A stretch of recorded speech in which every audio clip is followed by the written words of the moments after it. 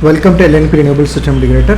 Today we are going to discuss about the fire alarm system operational basics part 3. If you have missed part 1 and 2, please subscribe to our channel. In our channel we had created a playlist fire alarm system operation basics part 1 to 3 English, so that whatever thing that you have missed, you will get a continuity regarding the discussion that we are making today. So what are the things that we are going to discuss in the part 3? So what are the different communication protocols in the fire alarm system, okay, and what are the basic requirements to choose a communication protocol of a fire alarm system?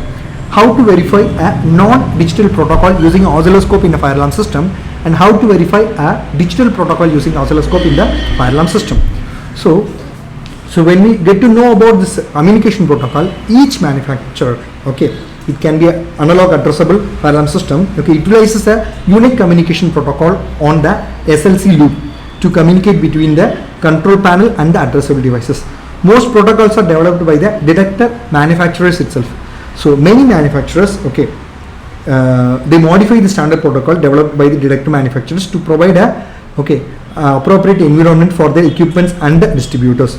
So now when we get into the communication protocols, okay, when you are installing, when you are doing a initial installation, there is some requirements for the operational parameters, especially for the communication. We need to know what is the standard loop length of this SLC circuit, okay, and what is the wire type that we are going to use, and what is the communication speed of the SLC loop that we are going to use, okay, and what is the alarm response time of a SLC loop, okay. Apart from it, so when we try to know about sort out the communication categories, okay, there are two different categories in the communication protocol. One is non-digital category, the other one is the digital category. So when we are going for a when we compare the protocols, okay, to take a closer look for the communication protocol, we can look at the non-digital and the digital SLC loop through oscilloscope. Say for example, oscilloscope is a device, okay, using that we can able to measure the pulse which is happening in that particular circuit. So say for example, we have addressable heat detector. We can in that particular wire, by keeping that oscilloscope, we can able to sort out the signal that we are receiving, both positive and negative, so that we can able to know whether it is a digital or analog, okay, what sort of protocol it is. Everything we can able to sort it out with the help of this oscilloscope. It's a measuring device, okay. Now if you're going for a non-digital protocol, okay, when you measure, if it is a standard, okay, perfect circuit, okay, if you're measuring each detectors, okay, when you're measuring them using a polling, okay, it will respond to the panel with the square wave pulses. Especially with the oscilloscope, it will respond with the square wave, perfect square wave, okay. So in the non-digital protocol, okay, we can able to read the square wave pulses and determine the value, that is its length, that is each time, how much time it is taking. So by measuring the time, we can able to sort it out the length of the each. Now when there occurs a interference because of the various sources which are present near to that cable, near to that detectors, it means it will not be a perfect square wave, there will be a round off. So this makes reading very difficult for us to measure, okay. So mostly what might be the causes for this round off or inaccurate square wave pulses? Mostly it will be because of the twisted or shielded wires, okay. In order to counter react it, okay, either we need to use twisted cable or we need to go for a shielded wire cables, so that we can avoid the interference which are being created by the various sources in that particular detector or the wire. Next, when you're going for a digital protocol, okay, when compared to non-digital, okay, digital has a good advantage, because in digital we have only series of ones and zeros only. Using one or on bit, we can able to detect what is the length of that pulses, right? Instead of going for measuring the rather than the length of the pulses, we can able to know the entire voltage, whether it is receiving the voltage properly or not, whether we are getting the, if it is a on pulse, for sure it is getting 24 volt, so that it is providing the on pulses, it will be in the neat square format, okay. Now if there occurs any interferences, it also causes this digital pulses to make a round off, okay, so that the voltage will be still present for a panel to determine the digital voltage. It means in a non-digital, so if there occurs in the round off because of the interferences, it is very difficult for us to know the value, what is the voltage and what is its length. But in case of digital pulses, even though there occurs interferences, there occurs a difference in the waveform that we are getting, but still we can able to know the exact 24 volt.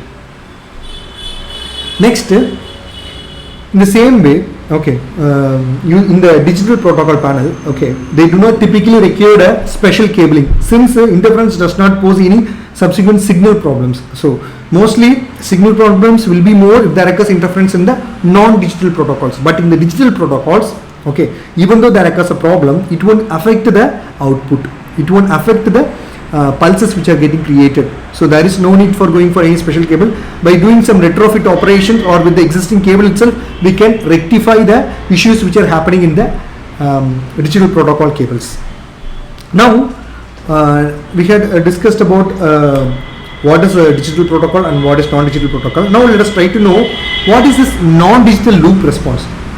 In non-digital loop response, okay, in a single loop, okay, say for example, if there occurs a fire in between any of the devices, say for example we have 5 devices, if let us consider in the third device there occurs a fire, or in the second device there occurs a fire, or in the first device there occurs a fire, what will happen?